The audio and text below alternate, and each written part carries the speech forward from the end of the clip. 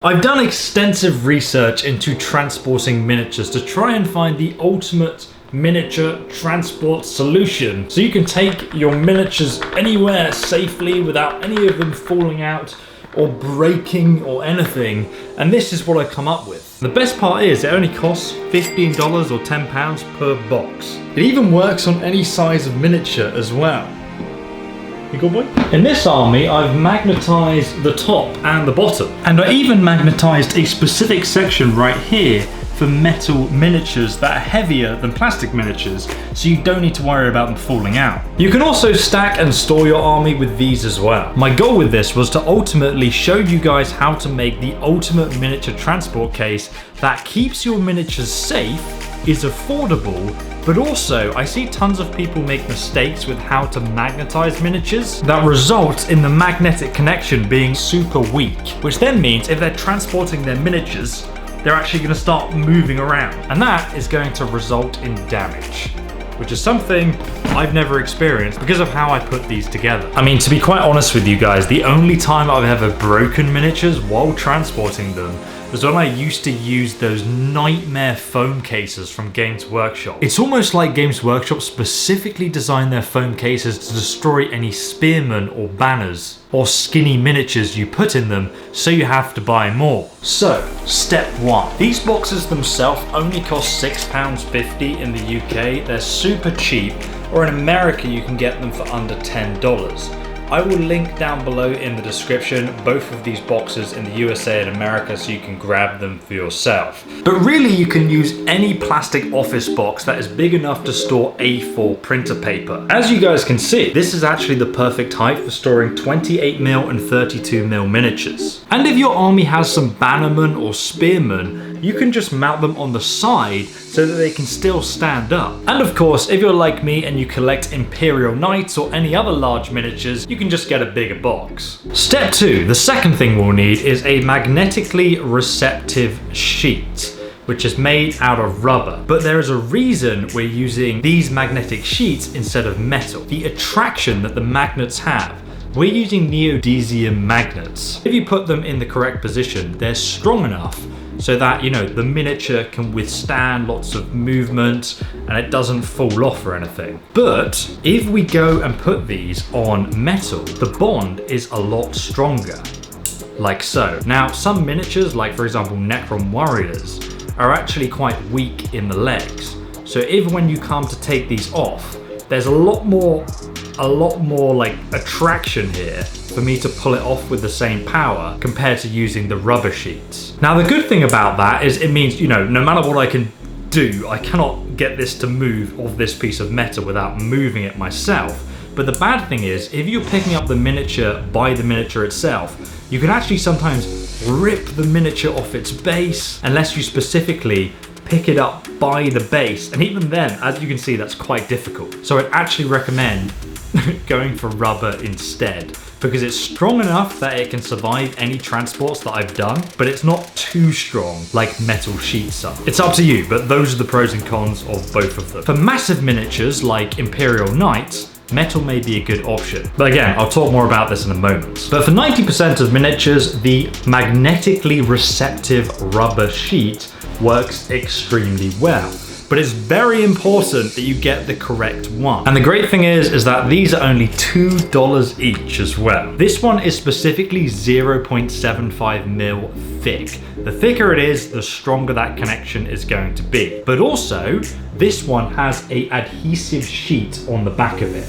And the reason why that's really good is because you save tons of money compared to using Superglue. So once again, I'll link the correct product in the description below. Now the sheets we're going to be buying are only A4, but the box itself is slightly bigger than A4. So what you want to do is you want to put one of these sheets in the box on the very right side, push it all the way to the right, and then get another sheet and push it all the way to the left.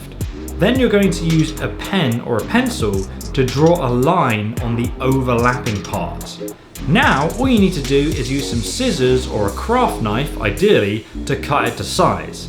Now, a craft knife would have been a lot better and a lot neater, but I just decided to use scissors because I don't have a craft knife. I mean, I do, I just don't know where it is. Before you go any further, check that they both fit next to each other in the box. Then you can go ahead and peel off the adhesive backing on the large sheet and make sure that you push it down from left to right so you don't get any air bubbles. And then use a ruler to make sure it's fully pressed down into the plastic box to make a secure bond. And then add in the part you cut out earlier, and there you go, your army's ready to go into the box. But as I said, we probably have some miniatures that have really tall spears or banners that we want to go into our army, and for these, what we can do is actually just magnetize the side of a box. So in this example, I just cut out a small square of the magnetically receptive sheet, stick it on the side, and there you go. Now I have a bannerman that fits in box with the rest of my Dunlending Lord of the Ring army that I proxied and did another video on that if you're interested. But for larger miniatures and heavy metal miniatures, we'll be using the metal sheets like this. You can either go to a hardware store and get them to cut a metal sheet to size, or you can buy these metal galvanized joining plates. Each one is less than $1. But the question is, how do you stick the metal to the plastic? I did a lot of research about this, and I found a YouTuber called Project Farm, and he compared each brand of Superglue and each brand of epoxy, and then compared how much weight each one would hold when connecting plastic to metal. It turns out they're all pretty bad. But the same guy also reviewed double-sided mounting tape, and it's actually the strongest thing on the market. He discovered that the Gorilla mounting tape specifically is the best one for the price. So I recommend using this on the back of the metal plates to get the best connection possible. I'll link it in the description below if you want to get some for yourself. Now, since my army only has a few metal miniatures, I've customized it so that I can have plastic miniatures over here and metal miniatures on these small plates. But next, we need to magnetize our miniature bases, and there is a very important way of doing this, and if you do it wrong, you're going to get a much weaker connection. The color here is our magnetically receptive surface.